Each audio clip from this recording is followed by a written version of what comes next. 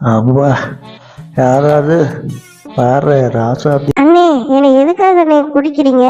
வாட சரக்க, நான் உன்னை அடிச்சதுக்கு அப்புறம் தான்டா நிம்மதியா இருக்கு. அப்படியே நான் ஒரு இடத்துல இல்லடா, அப்படியே நான் சொர்க்கத்துக்கு போன மாதிரி இருக்குடா. அதான்டா உன்னை அடிக்கிறேன். அண்ணே, என்னை குடிக்கிறதால உங்க உடம்பு, உங்களுடைய குடும்பம், உங்களுடைய கடவுள் இவங்கெல்லாம் நினைச்சு பார்த்தீங்களாண்ணே? என்னை குடிச்சிங்கன்னா உங்களுக்கு ஆல்கஹால் நிறைய ஆகி உங்க நுரையீரல் பாதிச்சு உங்க சரீரமே கெடுத்துரும்னே.